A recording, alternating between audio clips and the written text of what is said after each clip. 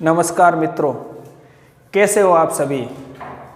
YouTube channel Hindi Lakshman माली में हृदय की अनंत गहराइयों से आप सभी का पुनः हार्दिक स्वागत एवं अभिनंदन। मित्रों, कल के वीडियो में हमने ये पढ़ा था कि समास का मतलब क्या होता है, समास की आवश्यकता क्यों पड़ी, समास के कितने भेद होते हैं, और मैंने ये बताया था कि अंत में कि कल की क्लास में आपको एक एक समास को विस्तार से उदाहरण सहित समझाऊंगा। तो मित्रों, निकाल लीजिए नोटबुक और शुरुआत करते हैं आज के प्रथम समास की, अव्ययी भाव समास। मित्रों, आपको याद होगा कि मैंने समास के 6 प्रकार बताए थे। पहला बताया था अव्ययी भाव समास, और दूसरा कौन सा बताया था, तत्पुरुष, तीसरा बताया था कर्मधारय, और चौथा कौन सा बताया था, द्विगु, और पांचवा बताया था द्वंद्व, और छठा बताया था बहुव्रीहि। बहु का मतलब होता है एक से ज्यादा, और व्रीहि का मतलब होता है चावल या चावल के दाने। तो मित्रों, शुरुआत करते हैं आज के इस वीडियो में अव्ययी भाव समास की। तो लिख लीजिए अव्ययी भाव समास की परिभाषा। सबसे पहली 3-4 परिभाषा इसकी मैं लिखवाऊंगा जो मोस्टली आपको याद हो जाएगी। तो पहली परिभाषा आपको याद है कि जिस समास में, नोट करते जाए, जिस समास में प्रथम पद प्रधान हो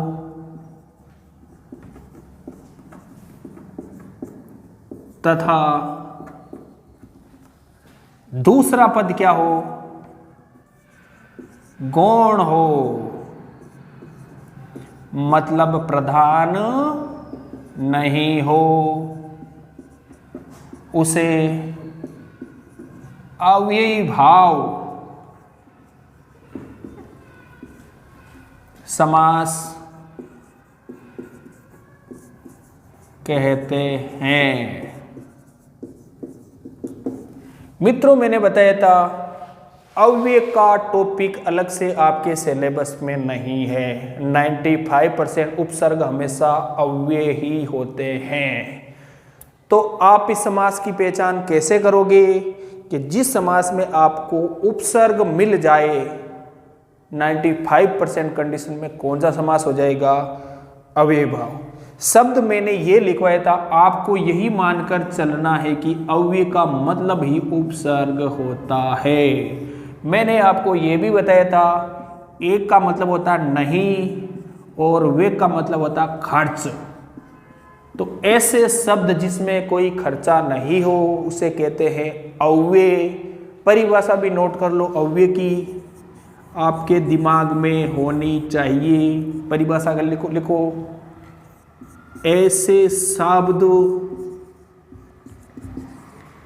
जो लिंग, वचन और काल के अनुसार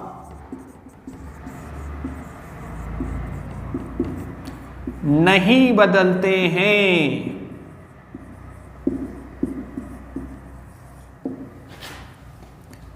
उससे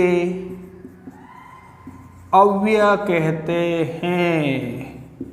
मित्रों, याद रह जाएगा, ऐसे शब्द जो लिंग, वचन और काल के अनुसार कभी नहीं बदलते हैं उसे अव्यय कहते हैं।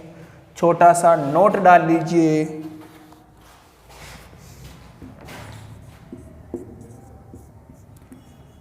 प्राय उपसर्ग अव्यय होते हैं।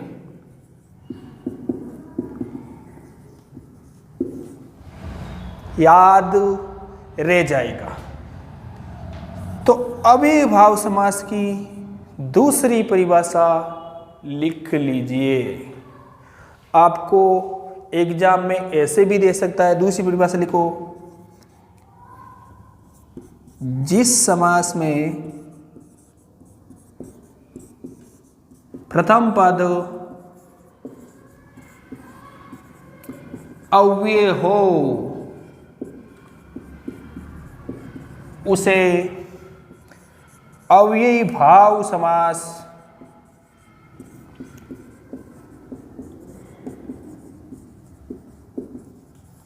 मित्रों, कंपटीशन में तो ऑप्शनल क्वेश्चन पूछे जाते हैं, लेकिन 6 से 12 के मेरे भाइयों विद्यार्थियों के लिए डिस्क्रिप्टिव क्वेश्चन ही आते हैं। परिभाषा पूछ ले कि अव्ययी भाव की परिभाषा दीजिए, तो 1 नंबर और 2 नंबर परिभाषा आप लिख देते हो, 1-2 उदाहरण बता देते हो, तो पूरे में से पूरे अंक आपको मिलते हैं। तो छोटी सी तीसरी परिभाषा भी आपको लिखवा देता हूं, कुछ नहीं है। अव्ययी भाव समास में प्रथम पद प्रधान, दूसरा पद गौण, ये हो गई 1 नंबर परिभाषा। दूसरे नंबर परिभाषा प्रथम पद अव्यय होता है, याद रखने की आवश्यकता है नहीं, क्योंकि अव्ययी भाव समास का नाम ही क्या है, अव्ययी भाव। और तीसरी परिभाषा बहुत इजी, देखते ही आपको पता चल जाएगा कि इसमें अव्ययी भाव समास है। देख लीजिए तीसरा परिभाषा, जिस समास में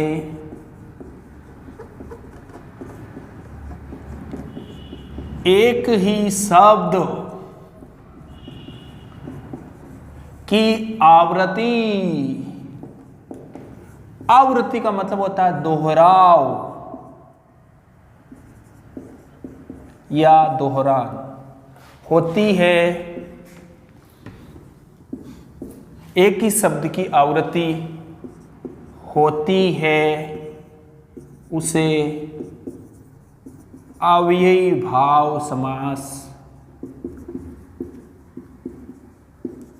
कहते हैं। बस मित्रों, करना कुछ नहीं है, एक ही जैसे 2 शब्द आपको मिल जाए तो आंखें बंद करके आपको अव्ययी भाव समास ही करना है। जैसे उदाहरण आ गया, घर घर, हाथों हाथ,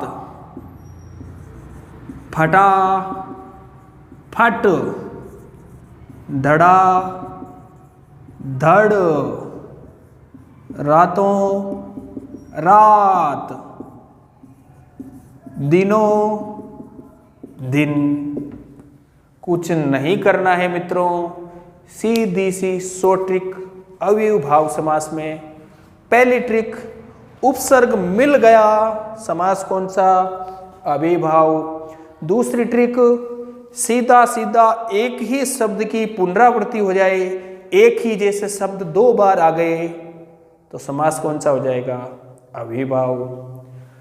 अब पूछ ले कि इन सब में समास तो हो गया अव्ययी भाव, और अब पूछ ले इनका विग्रह क्या होता है।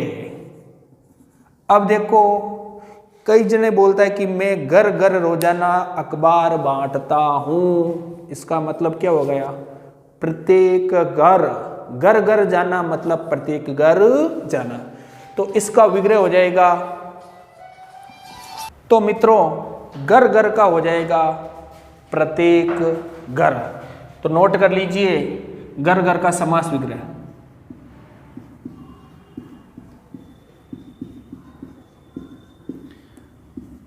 प्रत्येक घर। अगला देखो, हाथों हाथ। कई ऐसे बोलते हैं ना कि मैं हाथों हाथ ये काम कर लूंगा, तो ये वही वाला है।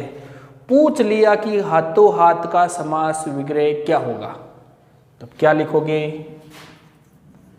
हाथ ही हाथ में। फटाफट, इसका विग्रह हो जाएगा फट फट के साथ। अब देखो, इन सारे उदाहरण में एक शब्द की पुनरावृत्ति हो रही है, मतलब एक ही शब्द 2 बार आ रहा है, तो 2 बार आ रहा है तो सीधा सीधा समास कौन सा हो जाएगा, अव्ययी भाव। धड़ाधड़ का हो जाएगा, बोलते हैं ना धड़ाधड़ पैसों की बारिश हो रही थी, तो हो जाएगा धड़ धड़ के साथ। रातों रात, वह रातों रात अमीर बन गया। क्या मतलब होगा इसका कि रात ही रात में, वह व्यक्ति रात ही रात में अमीर बन गया। तो रातों रात का क्या हो जाएगा, रात ही रात में, रात ही रात में। मित्रों, इनके समास विग्रह कई बार एग्जाम में पूछे जा चुके हैं, बहुत ज़्यादा इंपॉर्टेंट है। अगला देखो, दिनों दिन, वह व्यक्ति दिनों दिन प्रगति करता जा रहा है। तो हो जाएगा दिन ही दिन में, दिन ही दिन में, वह व्यक्ति दिनों दिन प्रगति करता जा रहा है। देखो, शब्द होता है दिन, एक शब्द होता है दिन, पता है ना सबको। मतलब इस दिन का मतलब होता है दिवस। क्या मतलब हो जाएगा, दिवस। और इस दिन का मतलब क्या होता है, गरीब। क्या मतलब हो जाएगा, गरीब। तो इसको भी स्टार लगाकर आप लिख सकते हो।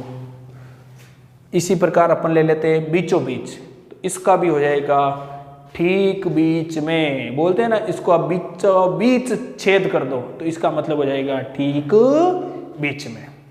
देखिए, अविभाव के उपसर्ग से संबंधित अन्य उदाहरण देखते हैं।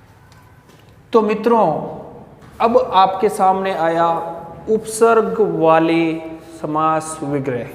देखो, आजन्म, इसमें उपसर्ग कौन सा हो जाएगा, आ। आमरण, आमरण में उपसर्ग कौन सा हो जाएगा, ए। बेईमान, इसमें उपसर्ग कौन सा हो जाएगा, बे। बेधड़क, बेधड़क में उपसर्ग कौन सा हो जाएगा, बे। लावारिस, लावारिस में उपसर्ग हो जाएगा ला। इसी प्रकार ला इलाज में भी उपसर्ग कौन सा हो जाएगा, ला। तो मित्रों, सीधा सीधा पता चल रहा है कि जिस समास में आपको उपसर्ग मिल जाए तो समास हो जाएगा अविभाव। एक ही जैसे दो शब्द मिल जाए तो भी समास कौन सा हो जाएगा, अविभाव। तो चलते हैं इनके विग्रह की ओर। सबसे पहला आया आजन्म। अपन बोलते हैं कि वह व्यक्ति आजन्म अंधा है। सूरदास जी आजन्म अंधे थे, इसका मतलब हो गया जन्म से। विग्रह क्या हो जाएगा, आजन्म, जन्म से, वह व्यक्ति जन्म से अंधा है। आमरण, आमरण का मतलब होता है मरण तक। मैं आमरण अनशन करूंगा, इसका मतलब मैं जब तक मर नहीं जाता तब तक अनशन करूंगा। आमरण का हो जाएगा मरण तक। शब्द आया बेईमान। ईमानदार को बोलते हैं जो ईमानदारी दिखाता हो, और बेईमान का मतलब होता है जिसकी कोई ईमानदारी नहीं हो। तो बे का मतलब होता है यहाँ पर बुरे के संबंध में। तो बेईमान का हो जाएगा बिना ईमान के, बिना ईमान के। और बेधड़क, बे का मतलब बिना, बेधड़क का हो जाएगा बिना धड़कन के। धड़क का मतलब होता है धड़कन। और लावारिस का मतलब क्या हो जाएगा, देखो ला का मतलब भी होता है यहाँ पर बिना। क्या मतलब होता है, बिना। और वारिस का मतलब होता है जिसके आगे पीछे कोई हो। वारिस का मतलब होता है परिवारजन। जिसके आगे पीछे कोई नहीं होता है उसे कहते हैं लावारिस। ला का मतलब बिना। कई बार अपन ये भी सुनते हैं कि लावारिस लाश मिली, मतलब उस लाश का कोई धनी धोरी नहीं है, उसके कोई परिजन नहीं है, तो वो हो जाएगा लावारिस। तो इसका विग्रह हो जाएगा बिना वारिस के। इस के अगला आया ला इलाज। कैंसर एक ला इलाज बीमारी है। किसी शब्द का अर्थ आपको याद नहीं होता है तो आप उसका वाक्य में प्रयोग कर सकते हैं। लाइलाज, कैंसर एक लाइलाज बीमारी है। ला का मतलब होता है बिना, ला का मतलब बिना और इलाज, जिसका कोई इलाज नहीं, उसे क्या कहते हैं? लाइलाज। तो यह हो जाएगा बिना इलाज। तो मित्रों, समास का पहला प्रकार पूर्ण हो चुका है। मैंने 2-3 बातें आपको इसमें बताई थी। पहली बात बताई थी जिस समास में प्रथम पद प्रधान, दूसरा पद गौण, अव्ययभाव समास। दूसरी बात यह बताई थी जिस समास में प्रथम पद अव्यय हो या उपसर्ग हो उसे अव्ययभाव समास कहते हैं। तीसरी बात यह बताई थी एक ही प्रकार के कोई शब्द 2 बार आ जाए या शब्दों की पुनरावृत्ति हो जाए तो समास कौन सा हो जाएगा? अव्ययभाव। उदाहरण मैंने आपको बता दिया, हाथों हाथ, बीचों बीच, ठीको ठीक, हाथों हाथ, रातों रात, दिनों दिन, आ जन्म, आ मरण, बेधड़क, लाइलाज, लावारिस, ये सारे के सारे किस में आ जाएंगे? अव्ययभाव समास में। तो मित्रों, किसी शायर ने क्या खूब कहा है, या आप ये देखते हैं कि कई कई स्कूलों के बाहर लिखा हुआ होता है कि लाओ तुम्हारे लाल को इंसान बना दूं, दुनिया पूजे की इतना महान बना दूं। विद्या में इतनी ताकत है कि दुनिया पूज सकती है। तो मित्रों, रविंद्रनाथ टैगोर को आज दुनिया पूजती है, डॉक्टर भीमराव अंबेडकर को दुनिया पूजती है, महात्मा ज्योतिबा फुले को आज दुनिया पूजती है। क्यों पूजती है? इस विद्या के कारण ही पूजती है। मैंने आपको पहले ही बताया, पढ़ने का कोई समय नहीं होता। भगवान के अगर देर है, अंधेर नहीं है। हो सकता है कि आपको 2, 4, 6 महीने अधिक लग जाए, लेकिन मेहनत की हुई हमेशा कहीं ना कहीं काम आती ही है। मेहनत कभी भी खाली नहीं जाती। तो मित्रों, अब दूसरा समास लेते हैं, तत्पुरुष समास। चलो नोट करते हैं।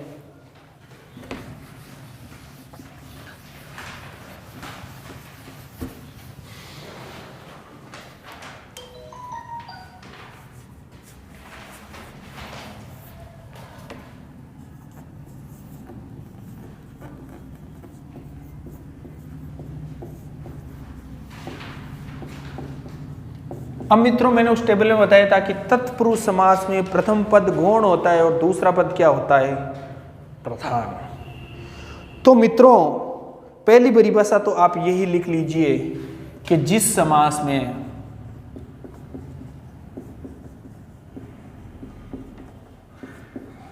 प्रथम पद गौण हो तथा दूसरा पद प्रधान हो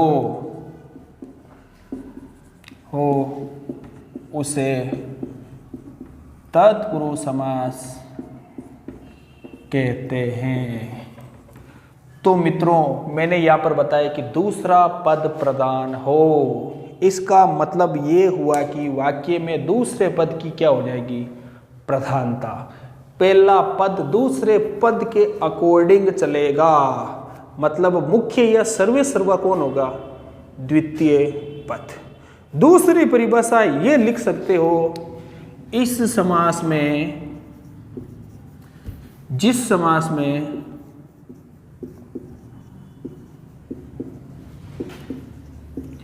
कारक विभक्तियों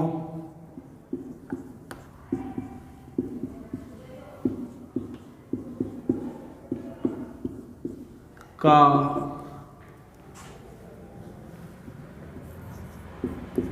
लोप हो उसे तत्पुरुष समास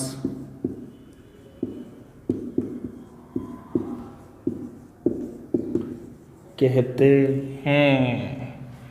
मतलब जिस समास में कारक विभक्तियों का प्रयोग होता हो उसे तत्पुरुष समास कहते हैं। तो मित्रों, दोनों ही परिभाषाओं को आप नोट कर लीजिए। अब चलते हैं अपन उदाहरण की ओर। सबसे पहले लिखा मैंने दही बड़ा। कई बार एग्जाम में पूछा जा चुका है कि दही बड़ा में कौन सा समास है। दही बड़ा का समास विग्रह क्या होगा, बताइए क्या होगा। दही बड़ा का हो जाएगा दही से बना हुआ बड़ा, नहीं। दही बड़ा का समास विग्रह होगा दही में डूबा हुआ बड़ा। ऑप्शन में आया हुआ है पहला ऑप्शन दही से बना हुआ बड़ा, और दूसरा आ जाएगा दही का बड़ा, तीसरा आ जाएगा दही में डूबा हुआ बड़ा। हमेशा देखते हैं कि दही बड़े को खाते हैं तो वो क्या होता है, दही में डूबा हुआ होता है। तो लिखिए दही में डूबा हुआ बड़ा। अगला देखिए सेनापति, इसका क्या हो जाएगा, सेना का पति। पति का मतलब होता है मुखिया या किसी महिला का पति, राष्ट्रपति। तो पति शब्द बड़ा होता है कि छोटा होता है, आप ये बताइए। हमेशा ध्यान रखना, मैंने आपको पिछले वीडियो में एक बात बताई थी कि स्त्रीवाची शब्द हमेशा कैसे होते हैं, बड़े। पत्नी शब्द होगी हमेशा बड़ा, लेकिन पुरुषवाची शब्द हमेशा उल्टे। इसका मतलब कैसे हो जाएंगे, छोटे। सीधा सीधा पत्नी छोटी और पति, पत्नी बड़ी और पति छोटा। पुरुषवाची शब्द हमेशा कैसे हो जाएंगे, छोटे। तो सेना का पति। इसी प्रकार पूछ ले कि राष्ट्रपति, तो हो जाएगा राष्ट्र का पति। अगला देखिए रसोई घर, इसका क्या हो जाएगा, रसोई का घर या रसोई के लिए घर, तो हो जाएगा रसोई के लिए घर, रसोई के लिए घर। विद्यालय क्या हो जाएगा, विद्या का आलय। यहां पर विभक्ति आ रही है का, के, की, संबंध तत्पुरुष। विद्या का आलय।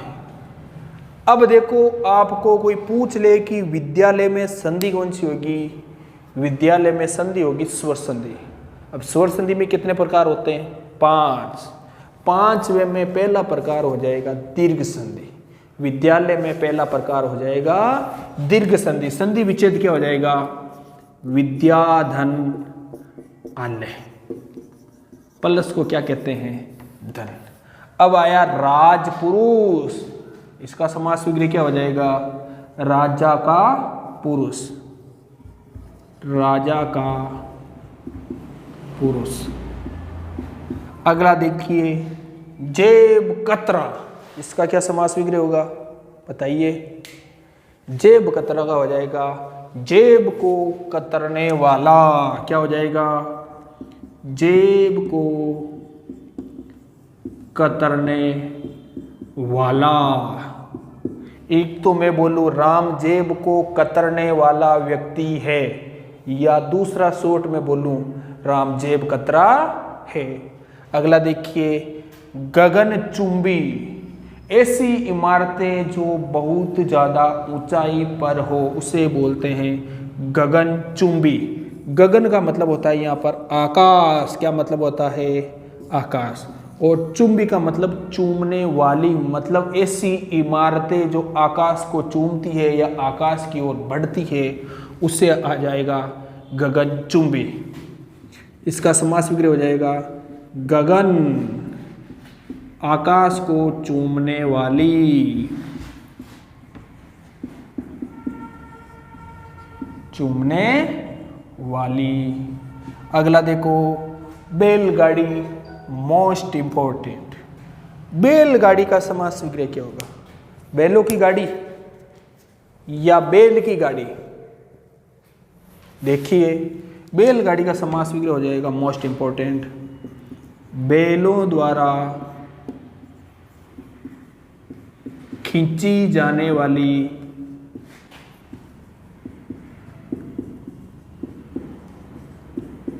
गाड़ी। क्या हो जाएगा बैलगाड़ी का, बैलों द्वारा खींची जाने वाली गाड़ी। अगला देखिए रेलगाड़ी, तो इसका हो जाएगा रेल पर चलने वाली गाड़ी। क्या मतलब हो जाएगा? रेल पर चलने वाली गाड़ी।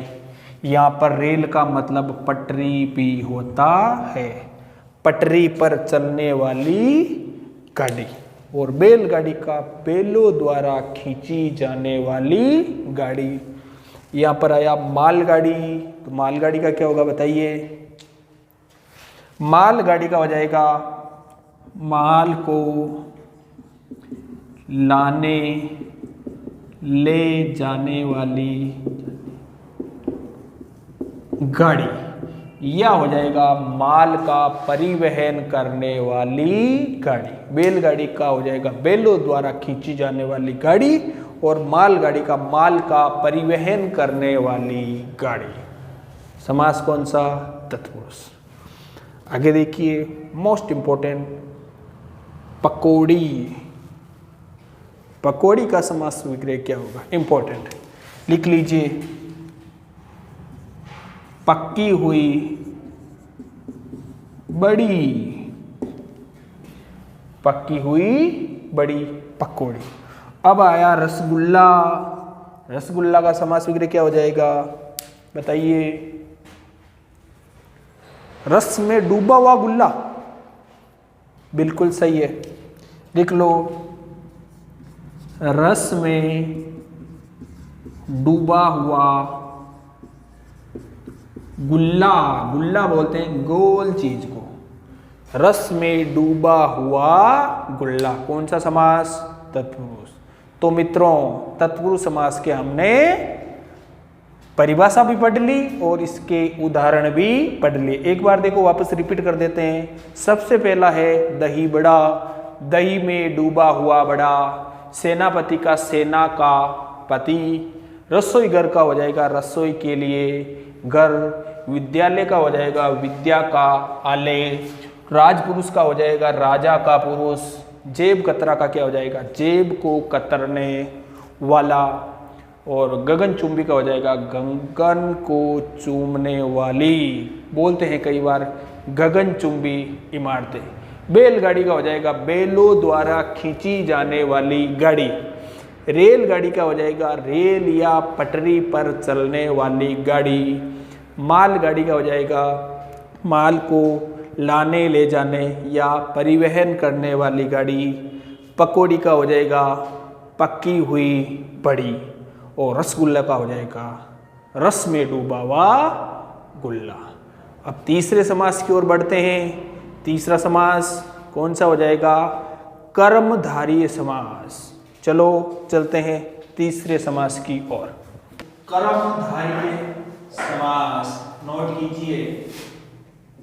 कर्मधारय समास परिभाषा लिख लीजिए मित्रों। जिस समास में मैंने पहले ही बताया आपको, जिस समास में प्रथम पद विशेषण हो तथा दूसरा पद विशेष्य हो,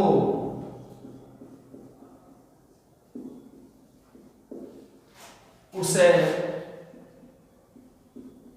कर्मधारय समास कहते हैं।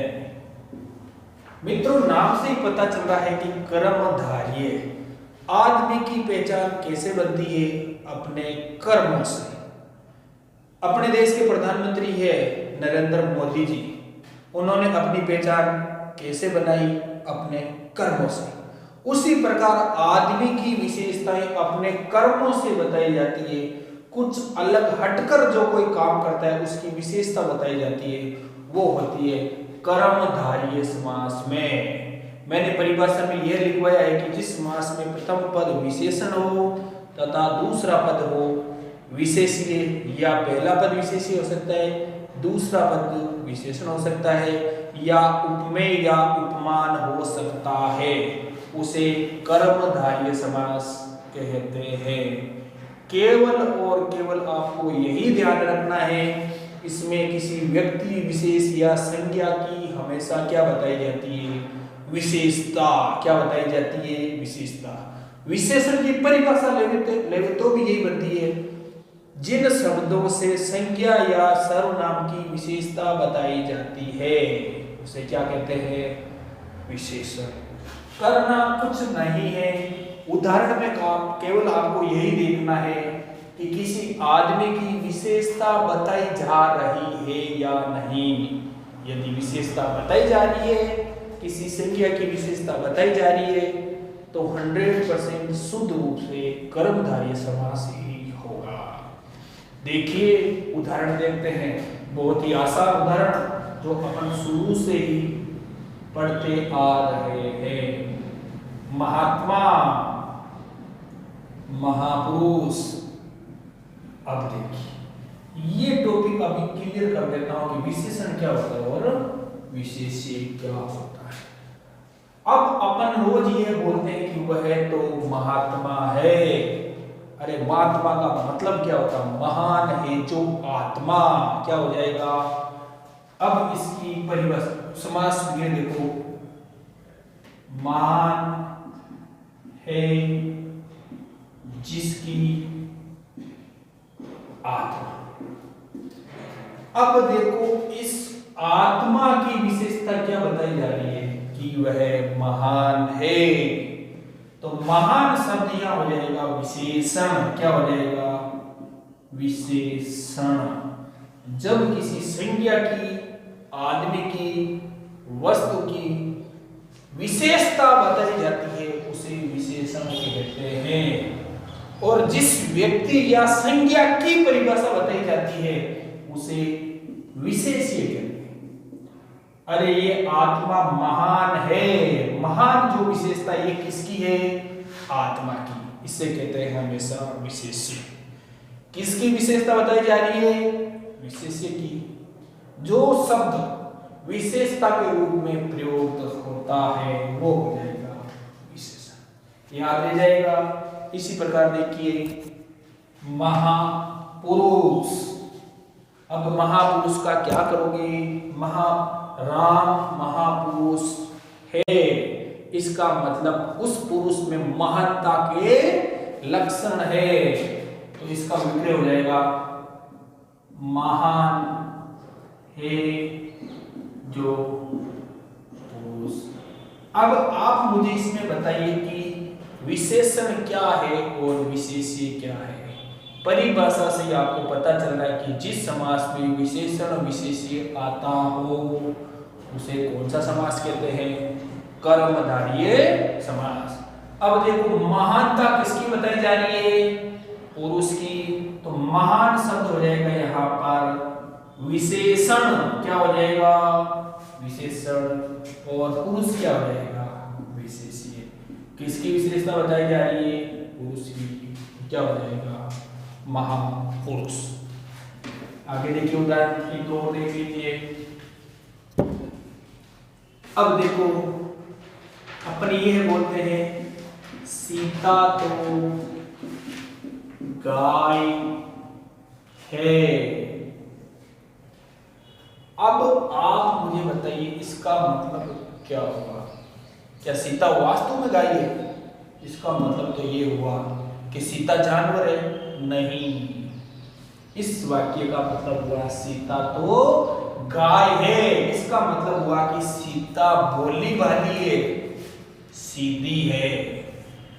अब ये गाय है जो उपमा और उपमान के रूप में काम आएगा। इस सीता की किससे तुलना की जा रही है, गाय से। किससे की जा रही है, गाय।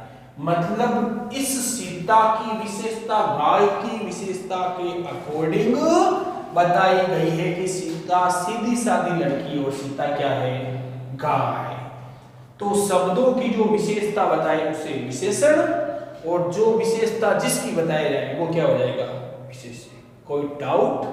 अब देखो एक में लिखता हूं मीनाक्षी, क्या लिखा, मीनाक्षी।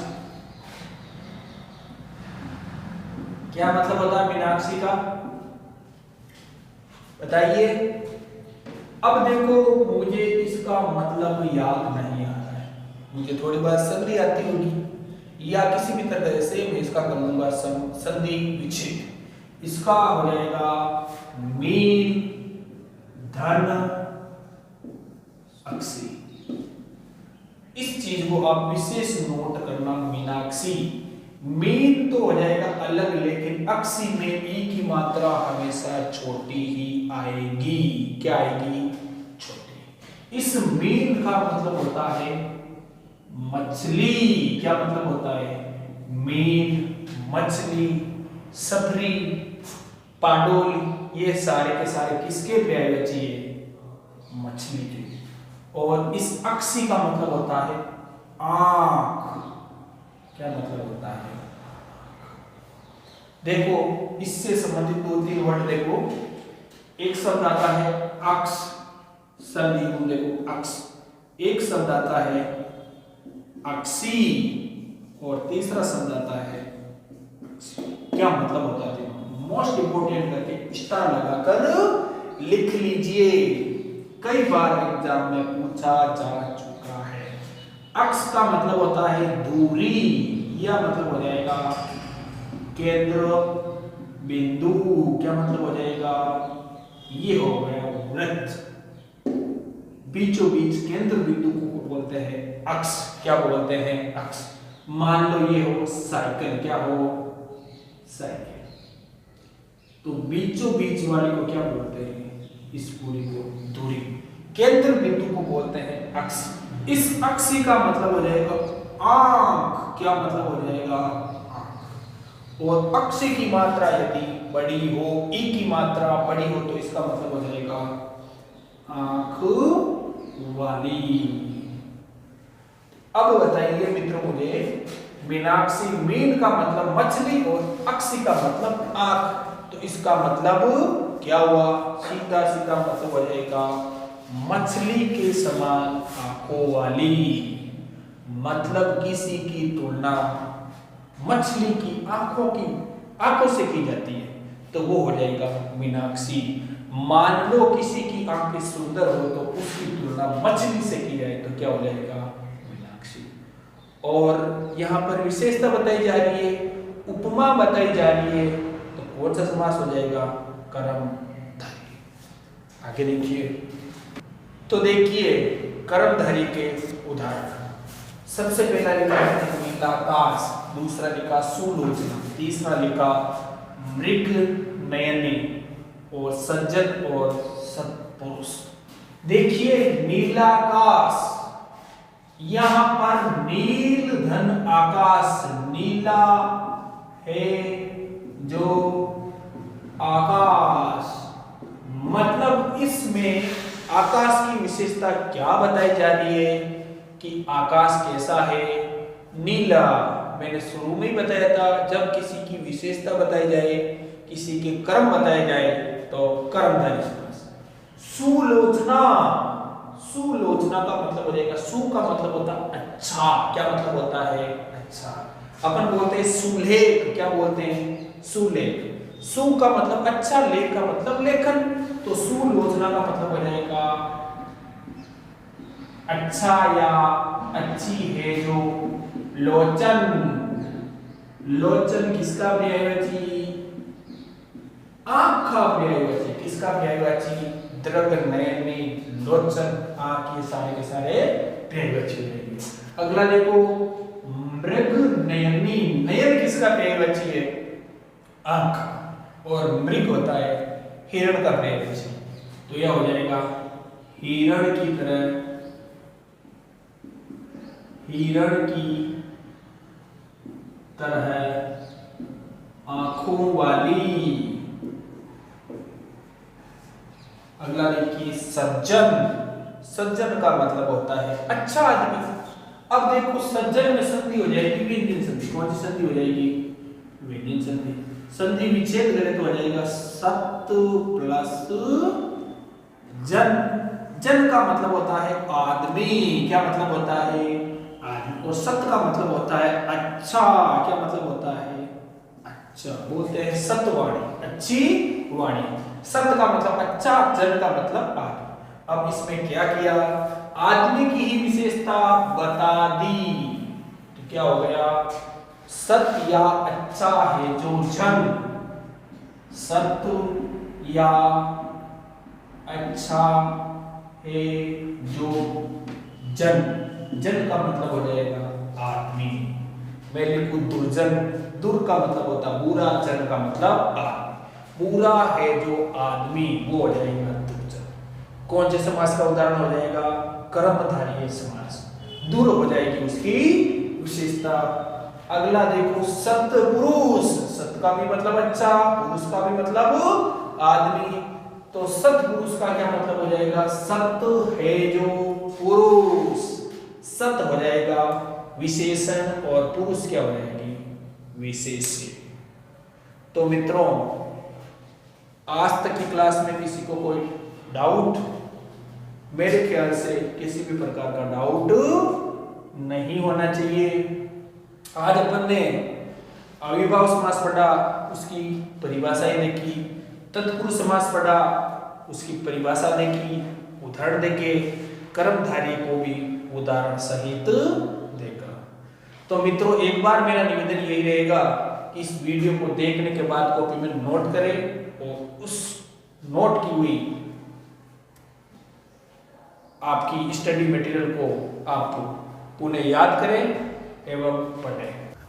तो मित्रों किसी शायर ने क्या खूब कहा है कि छू ले आसमान जमी की तलाश ना कर, जी ले जिंदगी खुशी की तलाश ना कर, जिंदगी खुद ही बदल जाएगी, ए मेरे दोस्त मुस्कुराना सीख ले, वजह की तलाश ना कर, वजह की तलाश ना कर।